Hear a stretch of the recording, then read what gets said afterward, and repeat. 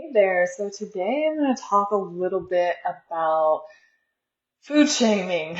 I know I have food shamed myself a lot in the past. So as I talk with you today, coming from that perspective of someone who totally gets what it's like to food shame yourself and working with a lot of women who are also working through this culture that we have around food shaming and shifting that to one that is more really loving and accepting. So I just want to start by talking about what is food shaming. If you've ever said, "Oh, I was so bad yesterday. I ate like 30 pieces of pizza," or "I can't believe that I just ate that dessert," or "I really shouldn't have done that," or "I'm gonna eat this, but it's so bad. I'm so bad. I really shouldn't." Like, you get what I'm saying. We really get to be aware that that's what we're doing. We're food shaming. And that if we eat pizza, if we eat ice cream, if we go and eat 5 double cheeseburgers, that doesn't make us bad. It does not make us bad. And if we're eating in excess or we're eating foods that don't actually nourish us a majority of the time, then I think the greater question is what's going on here that I'm turning to food to fill this XYZ? So I want to tell you right now, you're not bad. And I want to invite you to really start noticing when you have something that you classify as bad, how you feel when you say that to yourself. Because a lot of times there's a lot of guilt and there's a lot of shame. And as we know about shame, shame perpetuates the cycle oftentimes. Shame can lead to destructive behavior. So then we create more of what maybe we're trying not to do in the act of shaming on ourselves. So if we're going to eat something that we may call bad, I would really invite you to explore what's going on there, right? It's through this awareness that we're able to shift our behavior, starting to bring that curiosity, that mindfulness piece of like, why do I think this is bad? Why am I feeling bad about eating this? How does it feel to feel bad about eating this, right? How does it feel to feel bad? Well, it feels like shit, first of all, to be like, oh, I'm having this pizza and I feel so guilty and I feel so ashamed. Like, enjoy the freaking pizza, right? If we're gonna eat pizza, enjoy the pizza. So that's what I want to encourage you. I don't know why I'm talking. Maybe I want some pizza. Um, if you're gonna eat the pizza, enjoy the pizza. Bigger picture, everything is energy, right? We're energy. Everything we look at is made of energy. Everything carries a vibration. So when we eat something and we label it as bad and we attach the shame and the guilt to it, then that food has a lower vibration. And we're bringing that into our field. So if you think about it, if you have a brownie, for example, and you thoroughly enjoy it and you're just into it, it's bringing you pleasure, you're grateful, you're like, oh, this is the best brownie, I love it, and you go about your day, right? Yes, the brownie may have some things in it that aren't healthy. And the energy, that exchange that you had with that brownie was one of enjoyment, pleasure, maybe gratitude, connecting with your senses. You felt clear.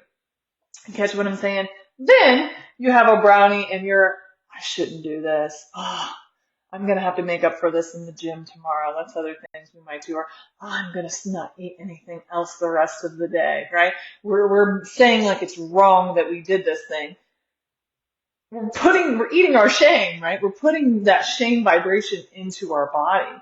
Same thing goes to if you're eating really healthy, but I'm not saying that the brownie itself doesn't have a different nutritional value based on how you feel about it, but there is really something to be said about the energy we have with towards what we're eating. They've done a lot of research on this. I'm not just pulling this out of my ass. So you think about Water. You play classical music, you play hard rock music. The way the water freezes looks different. You have a plant that you love and you speak life into, you're so beautiful. You give it the same thing as the other plant, but you're like, you're an ugly plant, I hate you. The plant that got the compliments actually grows better. Like they've done lots and lots of research on this. So the same thing applies to our food. The nutritional value may still be the same, but that value, energetic exchange is different. So how do we start to work through this? First of all, like I said, recognizing that we're doing it. If you're eating something and then you're feeling guilty and feel like you have to sacrifice or starve yourself later, that's a good indicator that maybe there's an unhealthy relationship happening there. Starting to tune into how you feel when you eat certain things and the stories that you're telling yourself, the comments that you're making. Mindfulness is going to be a huge way to tune into this. I always advise starting with your mindful breath, starting to get to know your breath and adding in those pauses throughout the day where you can start to drop in, observe from that place of curiosity, from that place of kindness, from that place of compassion, right? This is huge when we're dealing with food issues, is to be compassionate. Because the more we should on ourselves, the more we shame on ourselves. Again, remember, we know that the shame perpetuates destructive habits a lot of times. So that mindfulness piece is a really loving way of being in the present, being curious, and noticing, okay, we start to notice our breath. We start to add pauses in throughout the day, checking in, observing, noticing.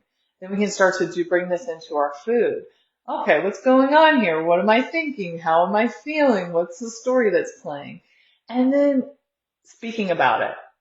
That's one thing we know about shame is the way to work through shame is honestly to talk about it. This is the way to work through so many things is to bring it out of the darkness, right? Because when we think something's bad or wrong or, we're bad or wrong, a lot of times we want to hide, and that secrecy and that hiding fuels the shame, fuels the cycle. So if we can talk about it in a safe space, we can process it, we can work through it, and then hopefully we can interrupt that behavior, right? So much of healing is that pattern interruption.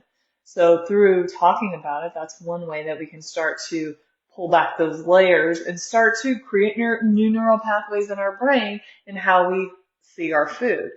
And again, just getting support, whether that's support with your friends, talking to a mentor, reading books, listening to podcasts, hiring a therapist, hiring a coach. There's tons of support out there when it comes to this.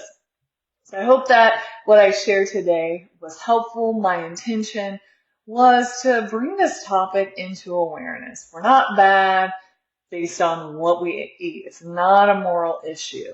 Also, our food, is created, all of the processed food pretty much is created in a lab so that we want to eat more. It is tested that way. Like Pringles can't stop with just one or whatever the Pringles slogan is. There's something to that. You're like, gosh, I can't quit eating these chips. Yeah, they were created that way. If you think about it, that's how we want to buy more, right? They taste really good. We want to eat more. It turns something on in our brain that tells us, oh, I need more, right? Sugar does that, salt does that, fat does that, whatever little combination that they made in the lab also does that.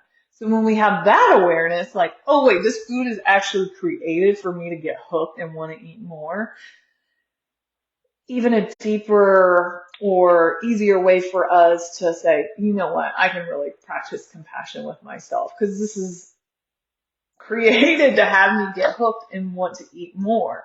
All right. So I hope that the next time you have something, if you're one of those people like I once was who says, oh, this is bad, I shouldn't eat this, or I'm going to have to make up for this in the gym tomorrow. I want you to think of this talk if you feel like it was supportive and say, you know what? If I really want to eat this, I'm going to eat this and I'm going to enjoy it. You may decide you don't actually want that in that moment. It might just be an automatic response And if you can create that pause, you can have that pattern interruption. You might say, you know what? I'm going to have an apple and some peanut butter instead. You might not have really wanted that thing. Or you may say, you know what? I want it and I'm going to eat it and I'm going to enjoy it. Enjoy your food. Experience the pleasure. I think eating is one of the most intimate things we can do. And it's also because think about it, right? What we eat shows up in our life. It shows up in our body. It shows up in our health. It gives us energy. We're putting it inside of us day after day after day. It's very intimate.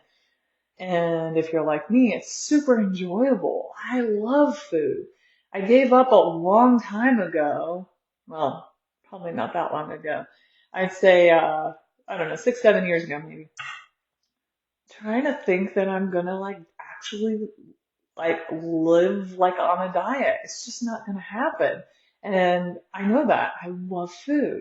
So also making that peace with yourself if you're somebody like me who really loves food. But there's a way for us to love food, receive the pleasure of the food, and also truly nourish ourselves. Nourish ourselves on a cellular level, on an energetic level, on a spiritual, emotional, mental level. All right.